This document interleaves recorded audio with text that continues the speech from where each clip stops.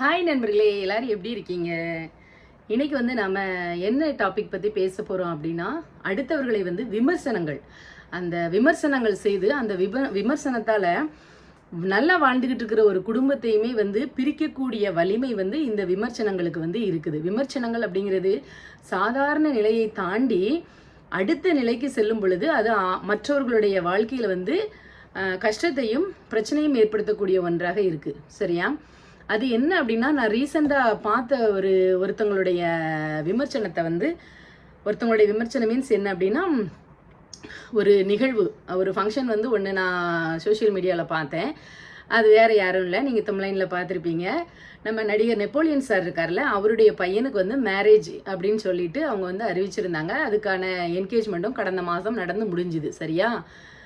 இந்த மேரேஜ், இந்த என்கேஜ்மெண்ட் தொடர்பாக நிறைய பேர் இண்டிவிஜுவலாக அவங்களுடைய விமர்சனங்களை எல்லாமே பேட்டிங்கிற பேரில் நிறைய பேர் பேசி போட்டிருந்தாங்க. அது மட்டும் அல்லாமல் அந்த என்கேஜ்மெண்ட் வீடியோஸில் எல்லாமே நீங்கள் கமெண்ட்ஸ் வந்திருக்கும், அப்படி தானே? அந்த கமெண்ட்ஸை நீங்கள் எல்லாருமே பார்த்துருப்பீங்க. அதில் நிறைய பேரில் ஒரு சில பேர், ஒரு 10% பேர் வாழ்த்துக்கள், இது கடவுளால் போட்ட முடிச்சு, அதே மாதிரி யாருக்கு யாருன்னு இருக்குது, அதை தான் அந்த பெண்ணும் அந்த அவரை ஏற்றுக்கொள்ளக்கூடிய ஒரு மனநிலையில் உள்ள பெண்ணாக, நல்ல பெண்ணாக இருந்திருக்காங்க, வச்சுருக்காங்க, வாழ்த்துக்கள். அதே மாதிரி நெப்போலியன் சார் ஒரு நல்ல தந்தையாக இருந்திருக்காரு அப்படின்ட்டுலாம் ஒரு 10% பேர் என்ன பண்ணியிருப்பாங்க அப்படின்னா கமெண்ட்ஸ் போட்டிருப்பாங்க.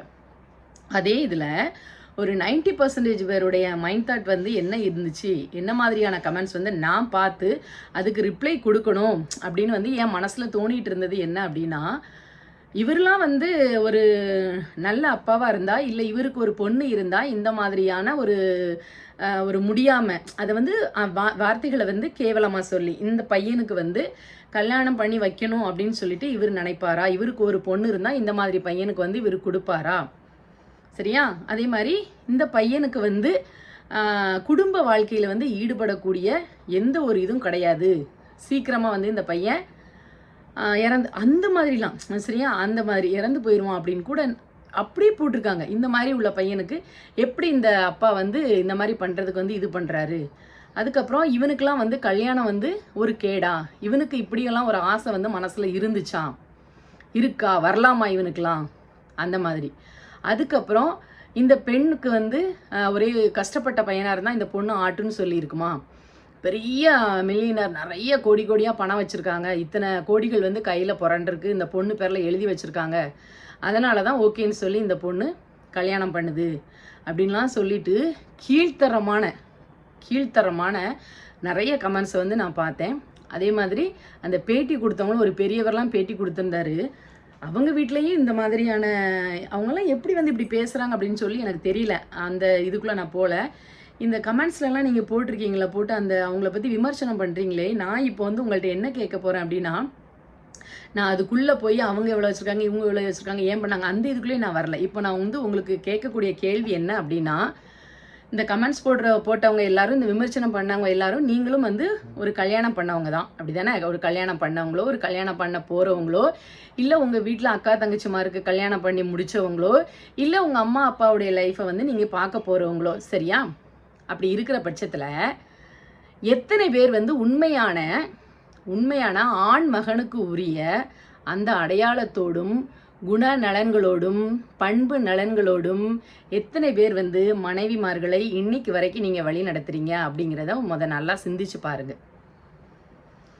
சரியா? ஒன்று. ரெண்டாவது என்ன சொல்ல போகிறேன் அப்படின்னா, இந்த குடும்ப வாழ்க்கைக்கு இந்த பையன் லாய்க்கு கிடையாது, இவனுக்கு எதுக்கு கல்யாணம் ஒரு கேடு அப்படின்னு சொன்னீங்கல்ல, இந்த குடும்ப வாழ்க்கைக்கு தகுதியான நீங்கள் எத்தனை பேர் குடும்ப வாழ்க்கைக்கு லாய்க்கானவர்களாக உங்கள் வாழ்க்கையில் நடந்துட்டு இருக்கீங்க?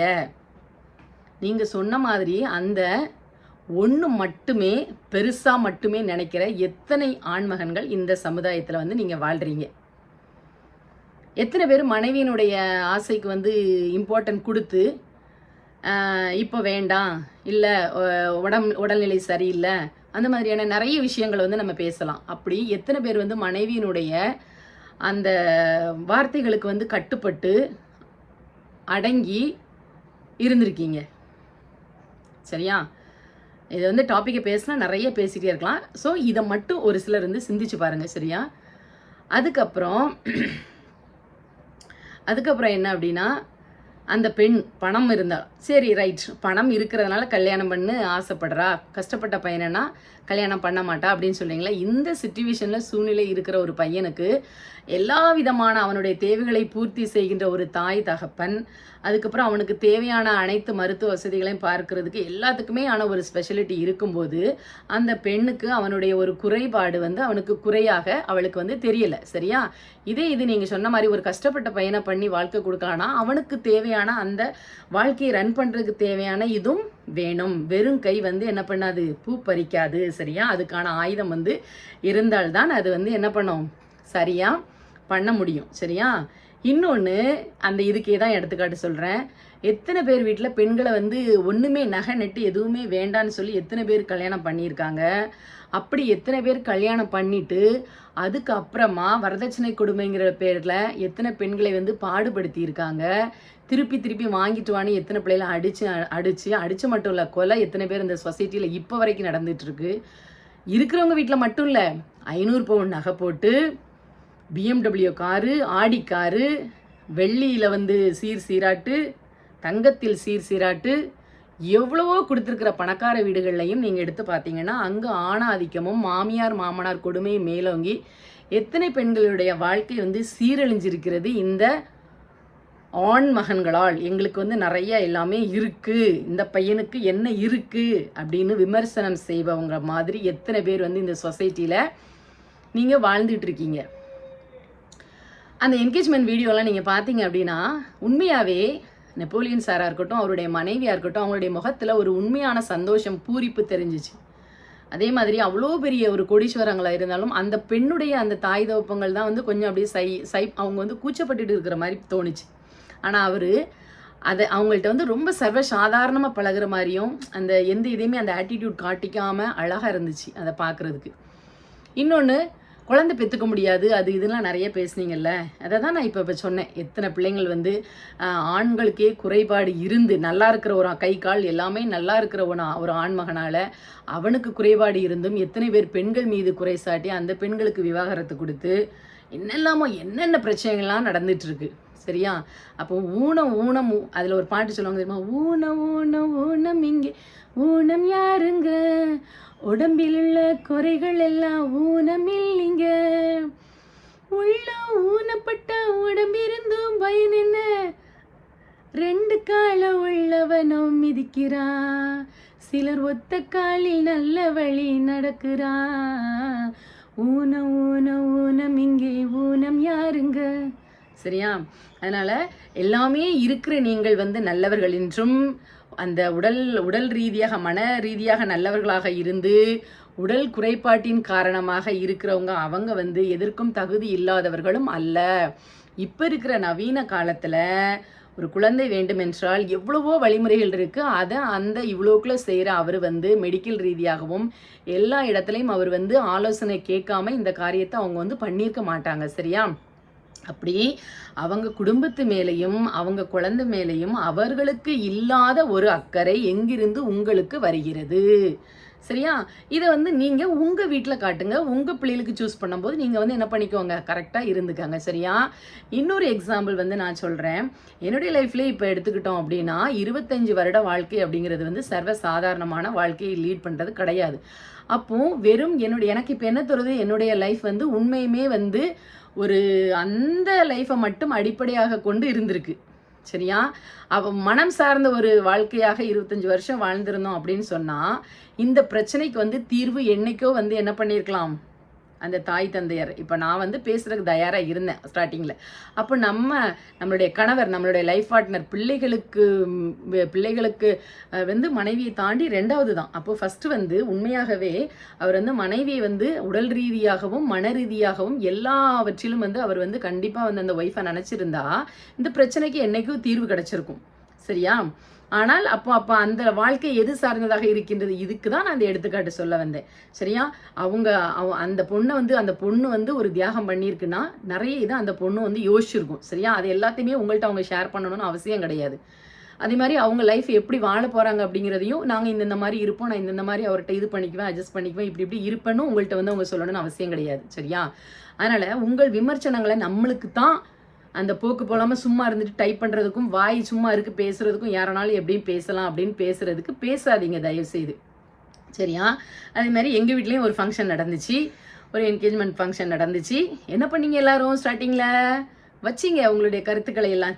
நிவா இந்த பொண்ணு எப்படி இருக்குதுடா, இப்படி வந்து பார்த்துட்டிங்களே வச்சிட்டிங்களே, மாப்பிள்ளையே பாரு திருட மாதிரி இருக்கான், பொம்பளை பொறிக்க மாதிரி இருக்கான், அப்படி இருக்கான் இப்படி இருக்கான் அப்படின்னு சொல்லி அள்ளி தெளிச்சிங்க. அதுக்கப்புறம் ப்ராப்ளம் பெருசாகி மீடியா வரைக்கும் எல்லாம் போய் இது பண்ணோன்னா அடுத்து என்ன சொன்னீங்க? நீலாம் ஒரு பிள்ளையா, நீலாம் ஒரு பொண்ணா, அந்த பையன் எவ்வளோ சூப்பரான பையன், எவ்வளோ கேரக்டர் சூப்பர், அழகாக இருக்கீங்க, ஹீரோ மாதிரி இருக்கீங்க. அப்போ உங்களுடைய விமர்சனங்கள் வந்து கொஞ்ச நாளில் எப்படி மாறுது பார்த்தீங்களா? அப்போ உங்களுடைய விமர்சனங்களுக்காகவும் உங்களுடைய கீழ்த்தரமான அந்த பதிவுகளுக்காகவும் அவங்க லைஃபையோ அவங்க தேர்ந்தெடுத்த அந்த வாழ்க்கை முறையோ மாற்றணும்னு அவசியம் கிடையாது. அதே மாதிரி இத்தனை வயசுலேயே இந்த பொண்ணுக்கு கல்யாணம் பண்ணணுமா, ஃபோர்ஸ் பண்ணணுமா? ஏன் எங்களுக்கு தெரியாதா? எங்களுக்கு தெரியாதா? உங்கள் வீட்டில் யார் வந்து இன்டர்ஃபியர் பண்ணிக்கிட்டு இருக்காங்களா? இல்லை மற்றவங்களோட இன்டர்ஃபியருக்கு வந்து நீங்கள் வந்து முக்கியத்துவம் கொடுப்பீங்களா? இல்லை நாங்கள் உங்கள்கிட்ட சொன்னோமா இத்தனை வயசுலேயும் வந்து நாங்கள் மேரேஜ் பண்ண போகிறோன்னு சொன்னோமா? ஜஸ்ட் ஒரு ஃபிக்சேஷன். அப்போ உங்களுடைய அந்த அந்த ஒரு அறியாமல், அந்த ஆராயாமல் அந்த வார்த்தைகளை கொட்டுகின்ற விதம். இப்போ வந்து அவர் வந்து அந்த மீடியாவில் பேட்டி கொடுக்குறவங்களுடைய பேட்டி அந்த தகப்பன் பார்க்காம இருந்திருப்பாரா? அந்த தாய் பார்க்காம இருந்திருப்பாங்களா? இல்லை அந்த பையன் பார்க்காம இருந்திருப்பானா? அந்த பையனே ஒரு தரத்தில் வெறுத்து எனக்கு இந்தியாவே வேண்டாம், ஏன்னா அவங்க வந்து நம்மளை வந்து ஒரு குறைபாடு உள்ளவர்களை வந்து ஒரு கேவலமான ஒரு மனப்பான்மையோட வந்து பார்க்குறாங்க. அவங்களுடைய அந்த கண்ணை பார்த்தாலே தெரியுது அவங்க எப்படி வந்து நம்மளை கேவலமாக பார்க்குறாங்க அப்படின்னு. பட் வெளிநாட்டில் வந்து அது எல்லாமே சர்வ சாதாரணம், யாரையுமே அந்த மாதிரி பார்க்குறது இல்லைன்னு தான் நான் அங்கேயே என் பிள்ளைக்காண்டி செட்டில் ஆகிட்டேன் அப்படின்லாம் அந்த தகப்பன் ஒரு பேட்டியிலலாம் சொல்லியிருந்தார். நான் ஷார்ட்டாக தான் இவ்வளோ சொல்லி முடிச்சிட்டேன். எல்லார் வீட்லேயும் இல்லையா? அதனால் எல்லாமே அப்படி இருக்கிறவனால மட்டும்தான் எல்லாமே கிழிக்க முடியும் அப்படிங்கிற உங்கள் கருத்து வந்து தவறான கருத்து. நல்ல மனுஷனாகவும் மற்ற மக்களை வந்து மதிக்கிறவங்களாகவும் யாரையுமே வந்து மன ரீதியாக காயப்படுத்தாதவங்களாகவும் இருங்க ஃபஸ்ட்டு. சரியா? உங்களால் ஒருத்தருக்கு வந்து நல்லது செய்ய முடியாட்டாலும் கெட்டது செய்யாமையாவது இருங்க. பணம் பணம் பணத்தால் தான் எல்லாம் அப்படின்னு சொல்கிறீங்கல்ல, பணம் இல்லாத லைஃப்பை வாழ்ந்து பாருங்களேன். சும்மா சொல்கிறதுக்கு வேணால் எல்லாமே சரியாக இருக்கலாம். அந்த பொண்ணும் ஒரு இதெல்லாம் வந்து நடத்திட்டு வருது அப்படின்னாங்க, எல்லாத்துக்குமே மணி தேவை. அப்போ அந்த ஒரு பொண்ணுடைய அந்த இதால் எத்தனை பேர் வந்து நல்லா இருக்க போகிறாங்க? அதே மாதிரி கண்டிப்பாக அந்த பொண்ணு நல்லாயிருக்கும். நல்லாவே இல்லாத ஒரு ஆண்மகனோட 25 வருஷம் 50 வருஷம் வாழ்கிற லைஃப்பை விட கொஞ்ச நாள் வாழ்ந்தாலும் நல்ல ஒரு சந்தோஷத்தை அந்த குடும்பத்துக்கும் அந்த பொண்ணால் நிறைய பேருக்கு ஒரு நல்ல இது நடக்கு அப்படின்னா அது கண்டிப்பாக அது ஒரு புண்ணியக்கத்தில் வந்து சேரும். அவங்க உண்மைக்குமே 2 பேரும் நல்ல விதத்தில் அன்பை பரிமாறி இருக்கிறதுக்கு நிறைய வழிகள் வந்து இருக்கு. ஓகேவா? அதனால் இதோட இந்த விமர்சனங்களுக்கு பண்ணுறது, மற்றபடி நிறைய பேரை வந்து அடுத்த குடும்பங்களை வந்து பேட்டி பேசி காசு சம்பாதிச்சு இது பண்ணுறதுக்கெலாம் நிறைய பேர் இருக்காங்க. ஒருத்தரையும் பற்றியும் அவங்களுடைய அந்தரங்கங்கள் எல்லாம் போய் உள்ளே நின்று அவங்க தான் விளக்கு பிடிச்சி கேமரா வச்சு எல்லாமே பார்த்த மாதிரி வெளியே பேசி காசு சம்பாதிக்கிறதுக்கு நிறைய பேர் இருக்காங்க. சரியா? நீங்கள் ஃபேமிலியை வந்து சோசியல் மீடியாவில் கொண்டு வந்தவங்க தானே. எங்களுடைய ஃபீல்டு இது வெளியே வந்துட்டு, ஸோ அது மூலியமாக கருத்துக்களை தெரிவிக்க வேண்டி இருந்துச்சு. சரியா? ஆனால் அதுக்கு முழுக்க காரணம் இங்கே உள்ளவங்க ஒரு வகையில் காரணம் அப்படின்னா உங்களுடைய கேவலமான விமர்சனங்கள் இன்னொரு காரணம். ஸோ அதனால் கடவுள்னு ஒருத்தர் வந்து எல்லா சூழ்நிலையும் எல்லாத்தையும் பார்த்துக்கிட்டு தான் இருப்பார். கடவுள் இல்லாட்டி உங்களுடைய மனசாட்சி தான் முதல் கடவுள். சரியா? அதனால் நான் இந்த வீடியோவில் இந்த தருணத்தில் எந்த ஒரு பேரண்ட்டும் வந்து இவ்வளோ ஒரு கேரிங், இவ்வளோ ஒரு லவ் வந்து ஒரு பிள்ளைகளுக்கு கொடுப்பாங்களா அப்படின்னே வந்து தெரியல. சரியா? நானும் ஒரு மாற்றுத்திறனாளி தாய்.